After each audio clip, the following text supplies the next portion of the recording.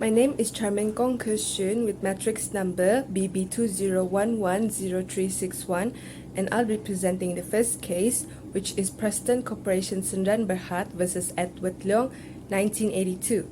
So the appellant in this case is a publishing book firm, which is Preston Corporation Sdn Bhd, and the respondent is a firm of printers, which is Edward Leong.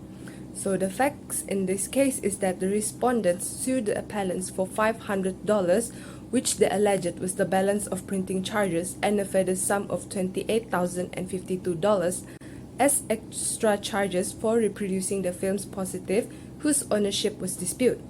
The respondents also pled that they were entitled to the ownership of the film positive because of trade usage prevalent in the printing industry. So the issue in this case is that, first, whether or not the appellants were bound to pay the dispute sum of $500 to the respondents. Second, whether the respondents were entitled to the payment for the extra charges. Third, whether the respondents can claim ownership of the film positive on the basis of trade usage. And fourth, whether the evidence was sufficient to establish the fact intended to be proved. Next, the principle used in this case is an offer is an intimation of willingness by an offerer to enter into a legally binding contract. Its terms, either expressively or impliedly, must indicate that it is to become binding on the offerer as soon as it has been accepted by the offeree. When a quotation did not seem to express such intention, they were nothing more than a mere supply of information by in response to an inquiry. So the court's decision towards this case is the appellant was not bound to pay the overcharged amount of $500, and the appellant was also entitled to the ownership of the film's positive. Hence, the appeal is allowed with cause and respondent's claim for the sum of $28,552 and interest to be dismissed. The conclusion of this case is that the Court of Appeal has held that the ownership of the reproduced film's positive should not be claimed by the respondents, as there was neither a binding nor a part of contract at all.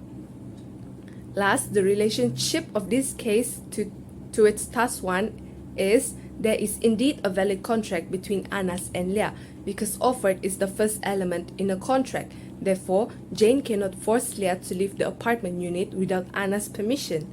That is all from me. Thank you. Hi, my name is Asmih with M.Fadzli. I will present for the second issue.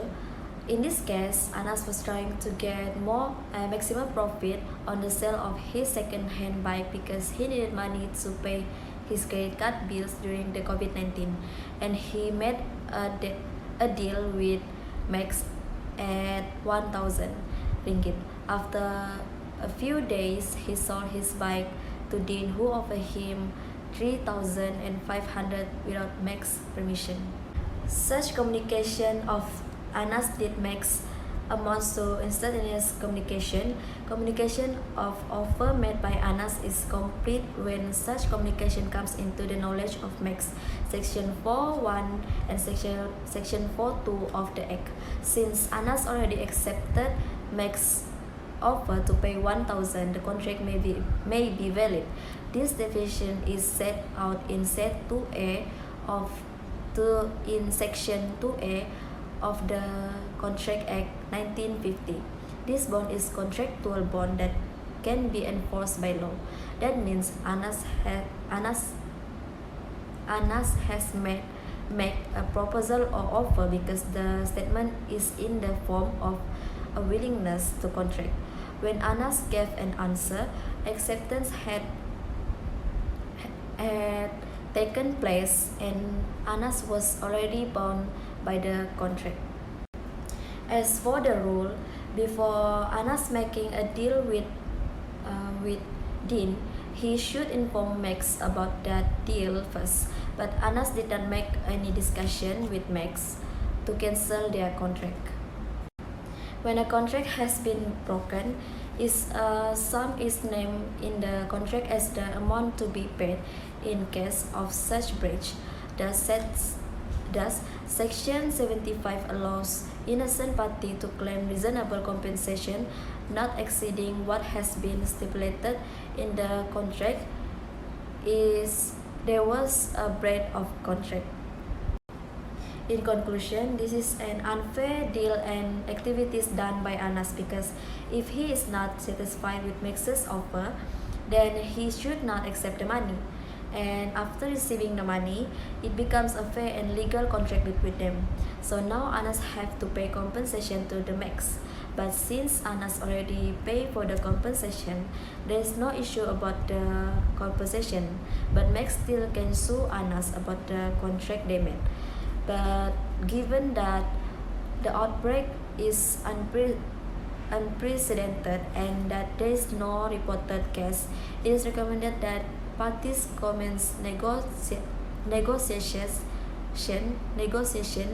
to seek mutually and commercially valuable solution prior to seeking legal resource. Failing this case, we can expect that there will be more commercial disputes arising from the non-performance of contractual obligation in the future. That's all for me. Thank you. Hello, my name is Farrah Dina Anam, number matrix Bb201100825. So the third case related to issue in Task 1 is Thornton v. Sheun Packing 1971. This case is an English contract law concerning the incorporation of the exclusion clauses. It gives a good example of the rule that a clause cannot be incorporated after a contract has been concluded without reasonable notice before. Also, it was held that an automatic ticket machine was an offer rather than an invitation to trade. This case full name is Francis Charles William Thornton as a plaintiff respondent and Sheun Packing Limited as a defendant's appellant. So this case is about Thornton drove to the entrance of the multi-story car park on Sheun.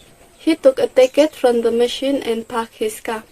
In small print on the ticket, it was stated to be issued subject to condition display on the premises, and on a pillar opposite the machine was a notice stating the owners would not be liable for any injuries occurring on their premises.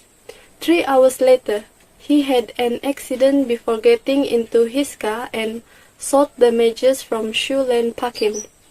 Sheun Packing contended the contract was made when he received the ticket and parked his car. The ticket amounted to a contractual document which effectively referred to the terms which were clearly visible on the premises. They had taken reasonable steps to bring them to Thornton's attention, and they could rely on the exclusion clause and were not liable.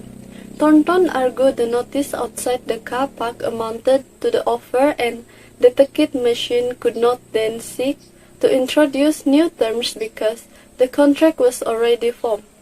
He contended if terms are to be successfully incorporated, they should be communicated before money is placed into the machine or before the machine is operated.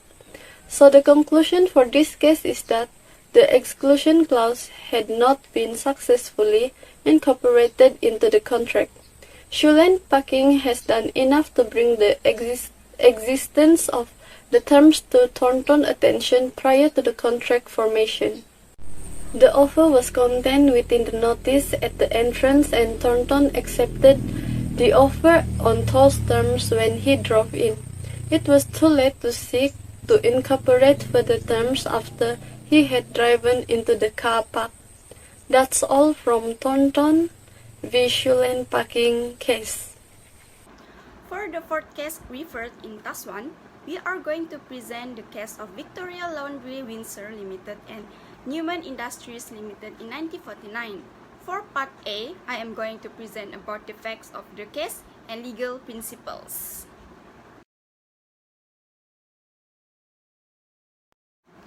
Victoria Laundry contracted Newman Industries to deliver them a boiler. They purchased a boiler that was due for delivery in July. Newman Industries sustained some damage and had to be repaired, which delayed delivery until November. But unfortunately, due to the long wait and this delay receiving it, Victoria Laundry lost a contract with the Ministry of Justice. Victoria Laundry claimed damage to represent the loss of ordinary profits that would have been made from the additional business if the Newman Industries had arrived as agreed, and also for the loss of contract with the Ministry of Justice that they had intended to secure once the boil arrived. At trial, Lord Justice Asmih had to consider Victoria Laundry submissions. It was held that Victoria Laundry could recover damage for the loss of additional profit, but not for the loss of revenue from Ministry of Justice contracts. This is because Newman Industries were aware that the claimants aimed for increase the business by acquiring another. Thus, the loss of the additional income was a reasonable foreseeable consequence of breach, whereas there was nothing to suggest that Newman Industries were aware of the claimants' plans concerning Ministry of Justice contracts, so this was not recoverable. Next, I will pass to the next presenter to present about Part B, which is significance. Significance for this case is limitation on the availability of damages. There are three factors to take into account that may limit the availability of damages. First is causation, second is remoteness, and third is mitigation of loss. So in this case, the factor is remoteness. The aggrieved person must first demonstrate causation in order to obtain damages from the party in breach. But once that is done, the aggrieved person must also establish that the loss, while caused by the breach, was not too far away from it. To put in another way, not all losses produced by a violation of contract are recoverable. The Hadley v. Baxendale test of foreseeability has two limbs, in which the requirements of remoteness are satisfied. Limb 1, loss arising naturally from the breach of contract, and Limb 2, loss which was reasonably within the completion of both parties at the time of contract was formed. So, Victoria Laundry is one of good example of how the second limb works, and it's established the standard of remoteness as reasonable foreseeability.